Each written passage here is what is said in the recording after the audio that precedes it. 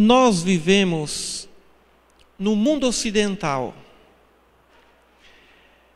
No mundo ocidental de um planeta que contém inúmeras doutrinas, inúmeros pensamentos, inúmeras correntes filosóficas que tentam explicar a existência de Deus.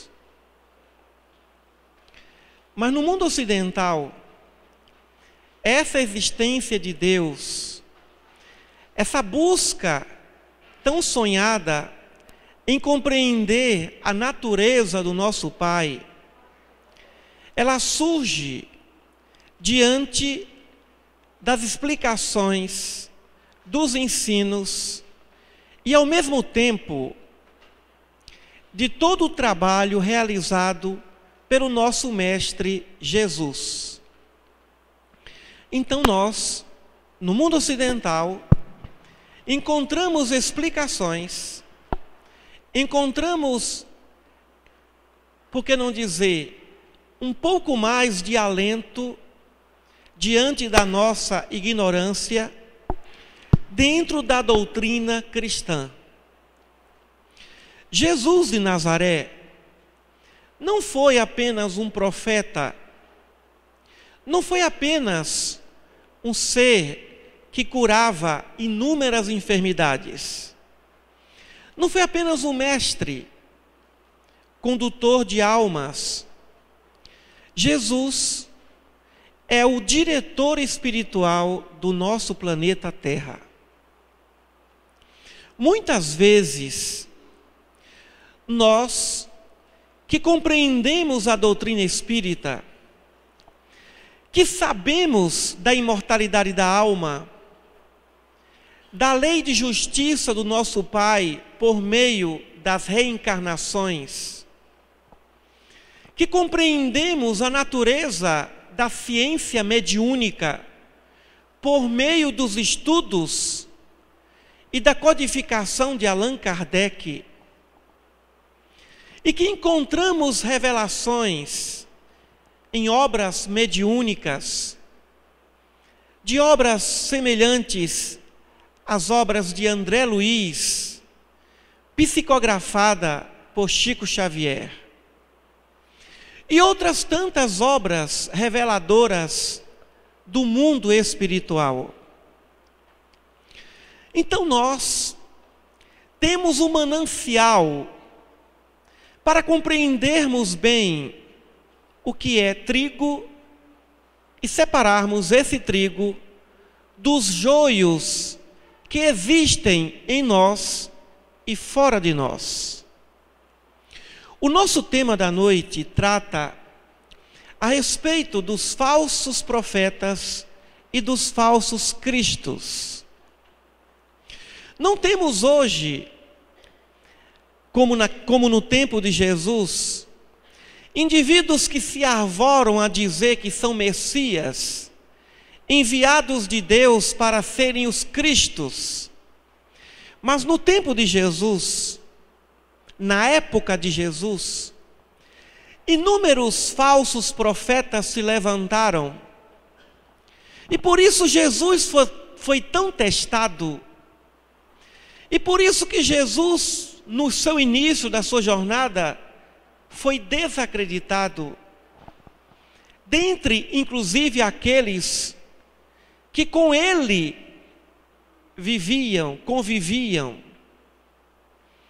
Teve uma época que Jesus chegou aos seus discípulos e lhes perguntou: onde estão aqueles que se diziam meus discípulos? Porque eles não se encontram mais conosco? Jesus questionou aos seus discípulos mais próximos: por que tantos que no início o seguiam e depois debandaram?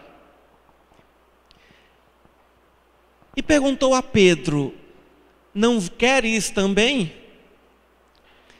E os discípulos e Pedro responderam: Senhor, para onde vamos? Não temos a quem seguir. Então Jesus questionou: onde estão aqueles que se diziam meus discípulos? O que esperavam de mim? Um rei, um guerreiro, um profeta orgulhoso? Jesus nunca falou em praças públicas, meus irmãos.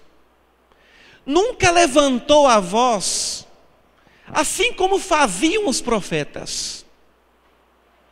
O trabalho de Jesus foi sempre um trabalho doce, harmônico, pacífico. Embora ele mesmo tenha dito que não veio trazer senão a espada, mas não se trata da espada que leva ao corte e à guerra, mas a espada que leva à separação. A espada que separa o pensamento correto do pensamento incorreto. Então Jesus esteve entre nós fisicamente e ele nos trouxe uma mensagem de consolação. E nós que estamos nas lides cristãs, como espíritas, como evangélicos, católicos, como cristãos, ortodoxos, nós nos apaixonamos, evidentemente, por determinada lição, por determinado ponto, e nos esquecemos muitas vezes do seu principal aspecto da doutrina cristã. Nós espíritas nos deliciamos com o estudo da mediunidade, nos encantamos com os fenômenos mediúnicos que testificam, afinal, muito antes de Moisés, o nosso pai se serviu de médiuns para trazer ou para poder divulgar as verdades eternas. Moisés foi um médium, Buda, o próprio Sócrates, que falava constantemente com seu daimons, com seu anjo guardião. Sem esse seu anjo guardião, Sócrates não seria Sócrates, o maior dentre todos os filósofos que já existiram na Terra. Gandhi. Quantos e quantos grandes homens e mulheres, portadores e portadoras de mediunidade, nos trazendo uma mensagem de consolação. Então é evidente que a mediunidade nos comova e nos convoque ao estudo mais profundo. E nos prendemos a esse estudo. E muitas vezes esquecemos que a mediunidade existe para estar a serviço de Deus. E no ambiente cristão, a mediunidade existe para estar a serviço de Deus e de Jesus.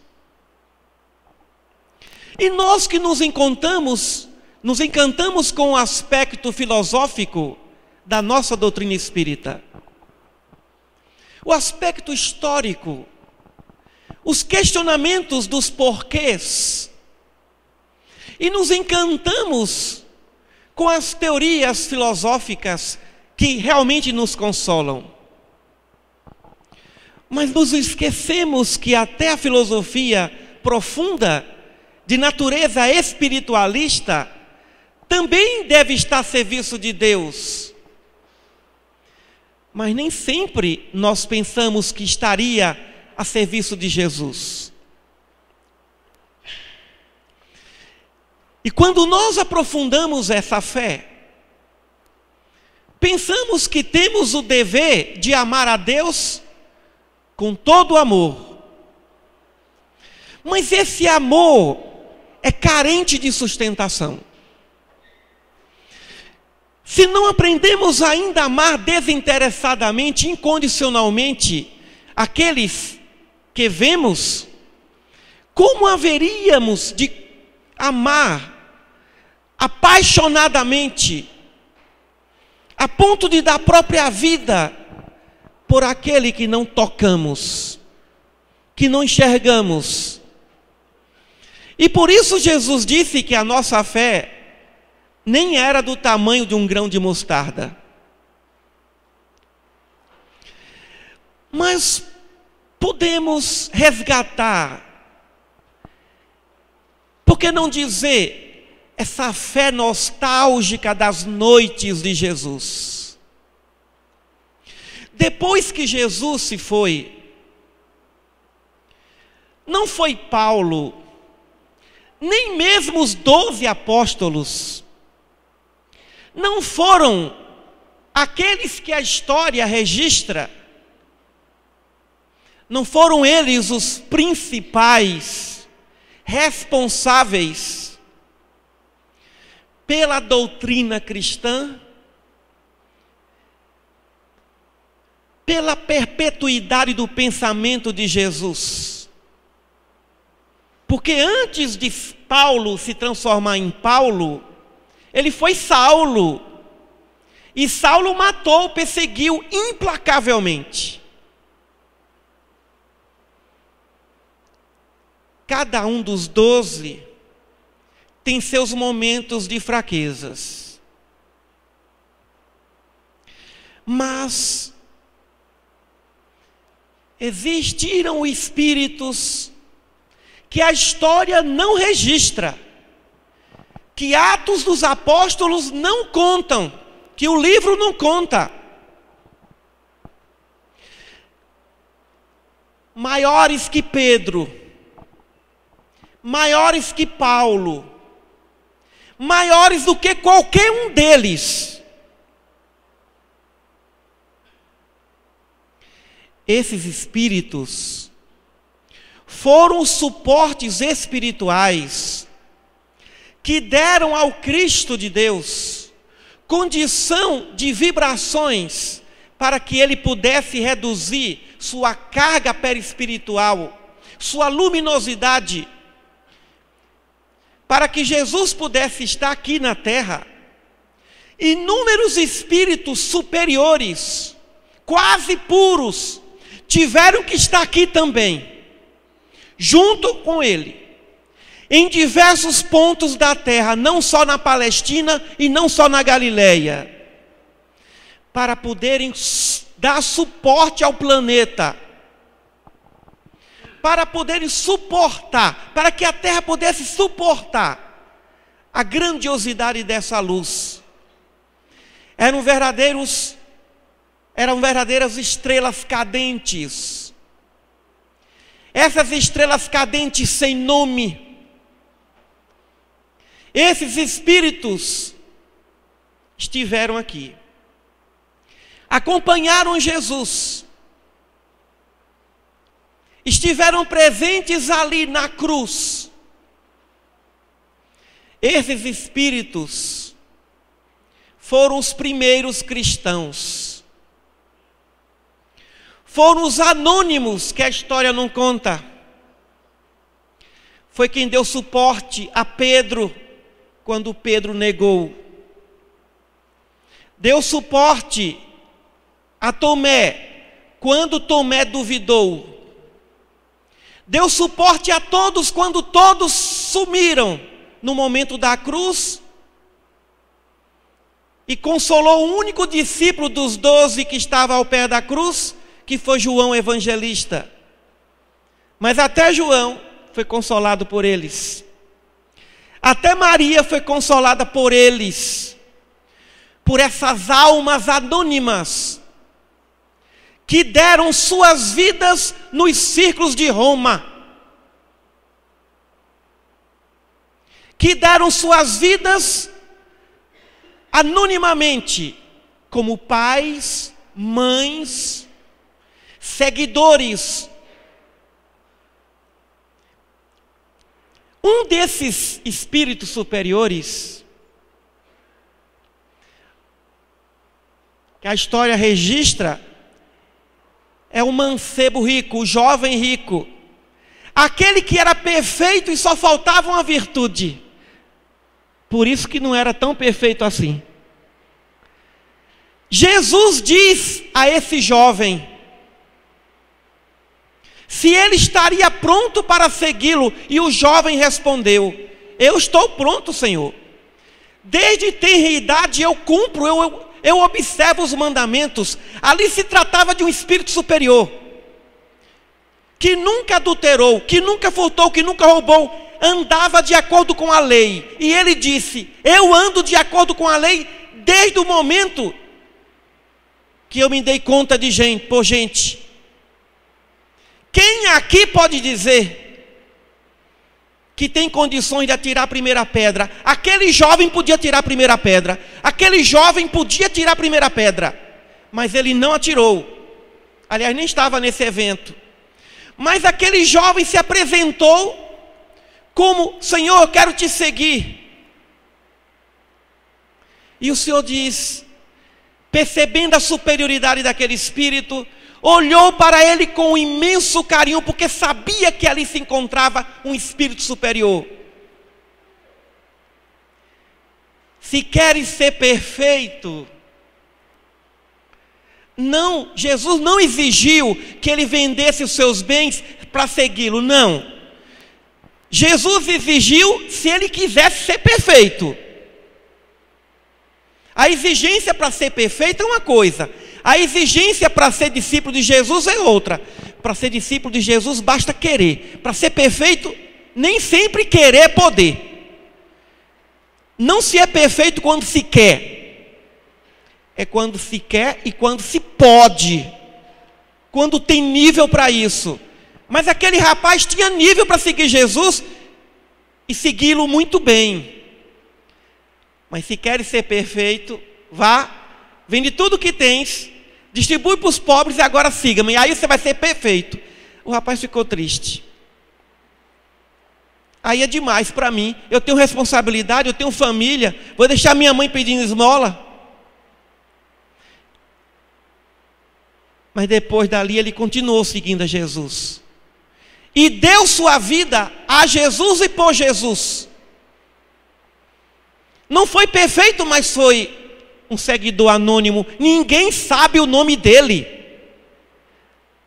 Ninguém sabe qual era o nome desse jovem. Tal qual ele, outros e outros surgiram.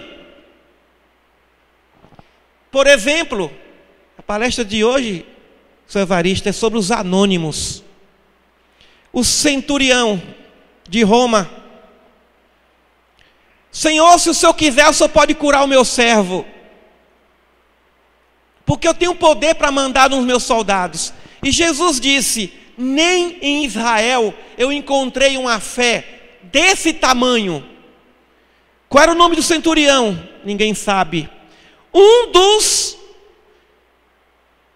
incontáveis espíritos superiores que vieram à terra. E as mulheres, inúmeras mulheres, que vieram à terra para dar sustentação de vibração para que esse grande espírito puro pudesse suportar a vibração de um planeta carregado, a vibração de um planeta carregado pelas animalidades das provas e das expiações. Esses espíritos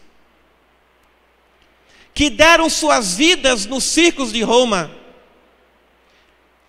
que foram maiores do que Tomé,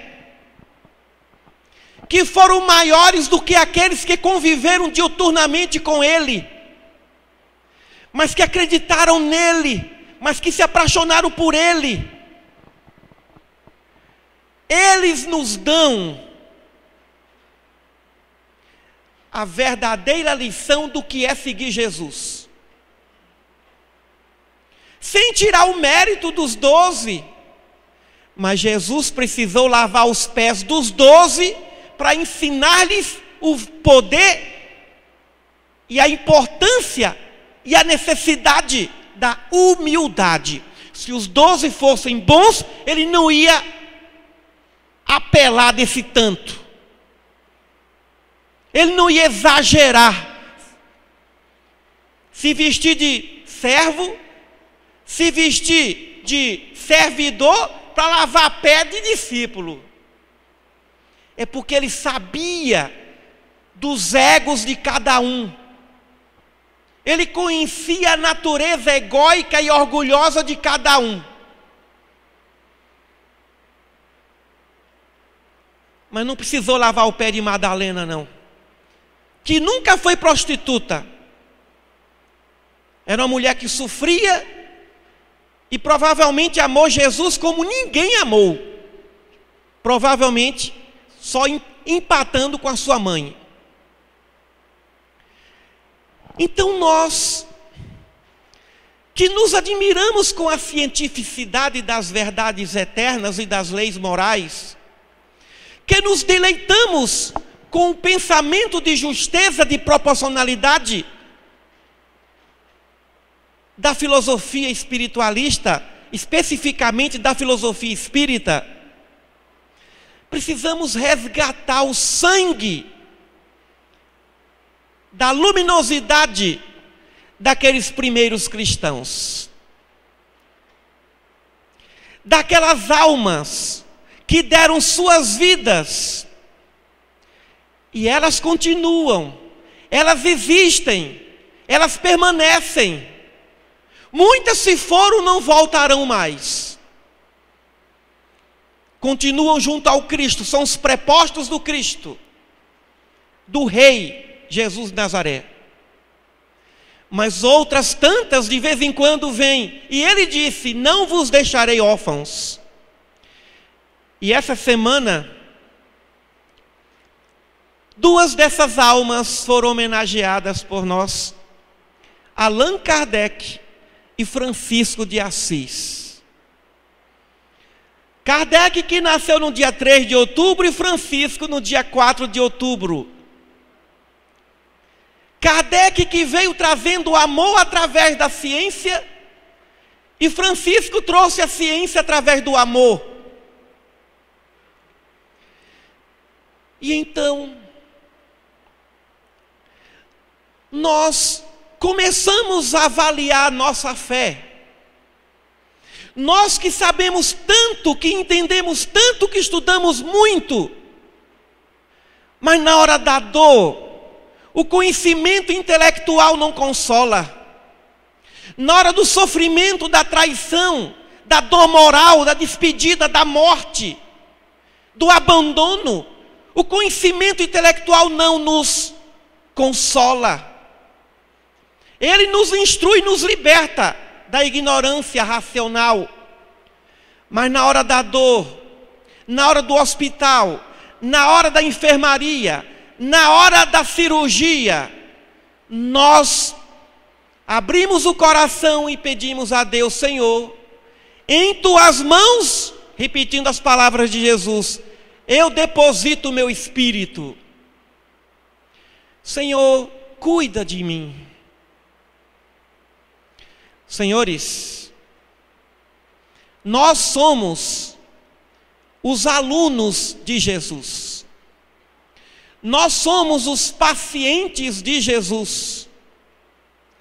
Ele nos conhece antes que nós fôssemos seres espirituais pensantes. Ele é o diretor da nossa evolução espiritual que nos levará a Deus. O nosso compromisso com Jesus não é compromisso de religião, não é compromisso de filosofia, não é compromisso de ciência, é compromisso espiritual. É compromisso e vínculo muito forte. E às vezes nós temos vergonha de falar o nome Jesus. Achamos que isso é coisa de religioso. Falar de Jesus é coisa de cientista. Falar de Jesus é coisa de intelectual. Falar de Jesus é coisa de filósofo. De gente que sabe muito. Sabe tanto que se curva diante desse ser superior. Mas existem os falsos cristos e os profetas falsos. Senhores, falso Cristo e falso profeta é aquele que tem vergonha de Jesus. É aquele que não fala em Jesus. Faz toda uma palestra e não diz em momento algum Jesus. E a gente vê isso em eventos religiosos cristãos, em congressos. Parece que é pecado. Espiritismo não é ciência, espiritismo é um instrumento de Jesus. Instrumento científico, instrumento filosófico, instrumento de fé.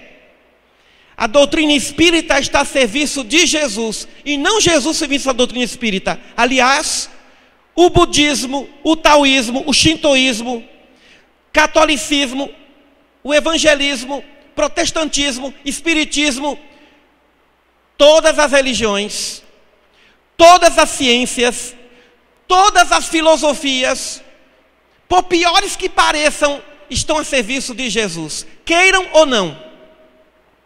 Nenhum cientista descobre uma coisa que não esteja a serviço de Jesus, seja ele declaradamente, rotuladamente discípulo de Jesus ou não. Porque muitos curaram em nome de Jesus e os discípulos ficaram enciumados. Senhor, estão curando em teu nome. Será que para curar em teu nome tem que ser teu discípulo? E Jesus disse, né?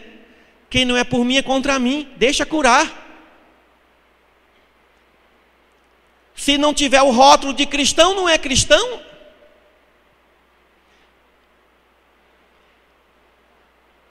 Nós estamos diante de uma lembrança, diante de um passado que grita muito alto. A canção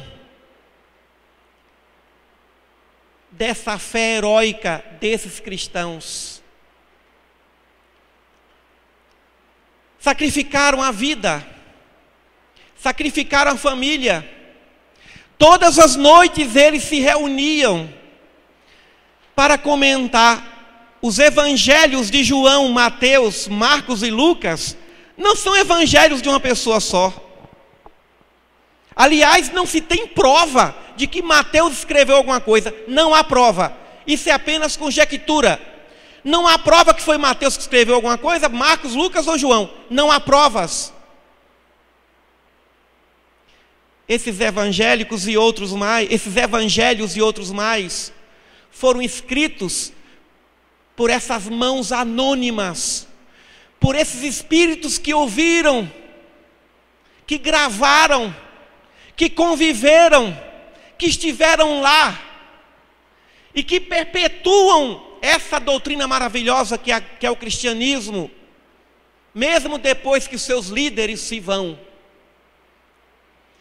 Precisamos render homenagens a esses cristãos de outrora, a esses cristãos dos primeiros tempos. Mas a homenagem não pode ser através de palavra, porque hoje aqui a palavra é apenas para lembrar. A homenagem de fazer tal qual eles fizeram, de se sentir discípulos de Jesus, de colocar a chama do ideal na alma e querer morrer por ele, como se tivesse convivido com ele diuturnamente há 2000 anos. Jesus está do nosso lado. Jesus nos conhece, conhece cada um de nós, a semelhança de Deus. Jesus não é uma utopia, Jesus não é uma questão de fé, Jesus é uma realidade viva, Jesus é uma verdade imortal. Hoje não temos mais Neros, nem Calígulas perseguindo cristãos. Mas os Neros estão na alma. Os Neros se chamam nossas carências, nossos egos, nosso orgulho. São as verdadeiras feras do espírito. E por isso, meus irmãos, que qualquer coisa que nos tire desse caminho é falso cristão, é falso profeta, é falso Cristo. Qualquer coisa que nos tire do caminho do ideal de servir a Jesus, não é servir a nada nem a ninguém, é servir a Jesus.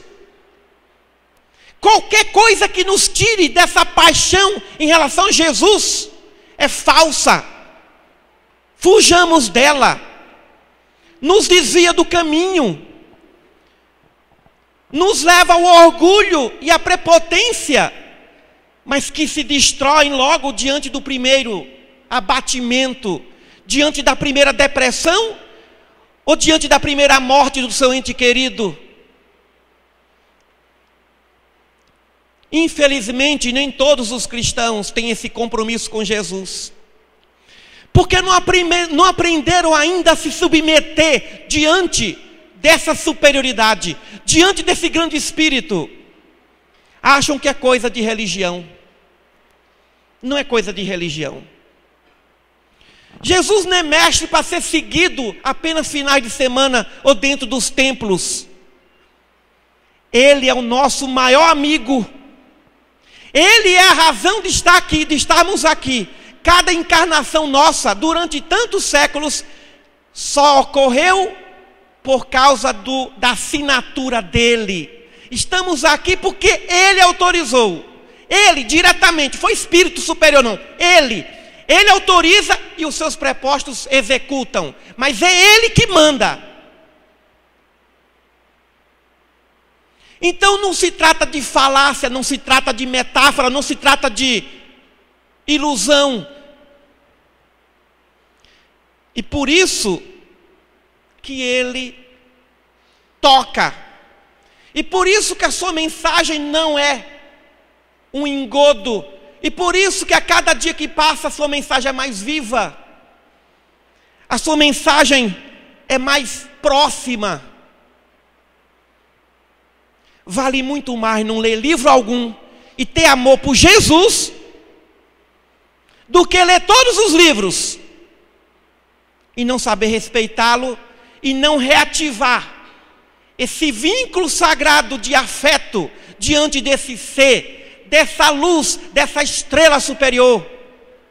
Nós somos os seus planetas, nós somos as estrelas pequenas que gravitam, que orbitam em torno dessa estrela maior. Se formos num centro espírita ou num templo cristão e não nos passarem a mensagem de que tudo aquilo existe por causa de Jesus, cuidado com o falso Cristo e o falso profeta. Mas Emílio, você não está colocando Jesus numa qualidade de Deus? Não. Não é isso. Porque o amor maior nós devemos ao nosso Pai. Mas ninguém vai ao Pai senão por Ele.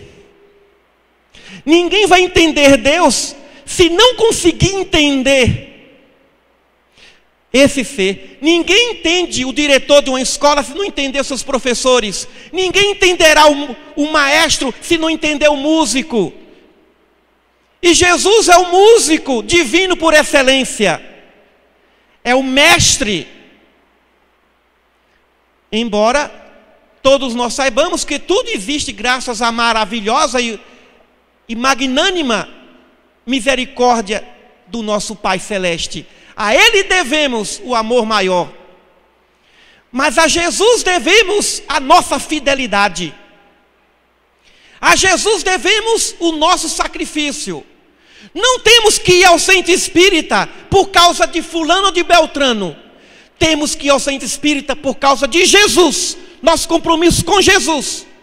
Cada dia que nós respirarmos nesse planeta foi endossado por Ele. Ele é o nosso maior defensor. Ele é o nosso guardião. Ele é o nosso diretor. Ele que vai estar a nos esperar. Ele nos ama mais do que qualquer pai, qualquer mãe, qualquer espírito superior. Só que Ele é tão grande que não entendemos muito bem. Então, aquele idealismo dos primeiros cristãos precisa reacender hoje em nossa alma, em nossos corações. Precisamos amar Jesus. Precisamos pedir a Ele que nos ajude a entendê-lo e a amá-lo. Senhor, não convivi com o Senhor, mas Senhor, eu quero sentir a Tua presença. Eu quero ser Teu discípulo, Senhor. Eu quero amá-lo. Eu quero seguir Tuas pegadas, abraçar a Tua cruz e honrar a Tua palavra. Dessa forma, meus irmãos, por meio do amor e do respeito a esse grande mestre, a esse diretor espiritual da nossa evolução, que nós precisamos sacrificar. Aquele que salva a sua vida, perdê-la-á.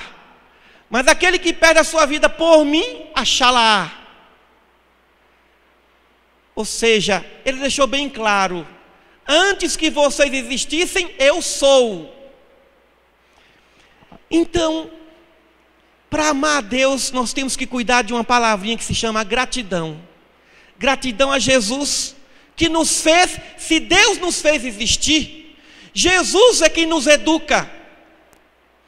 A vida quem cria é Deus, mas a nossa vida é educada por Ele, no plano carnal e no plano espiritual.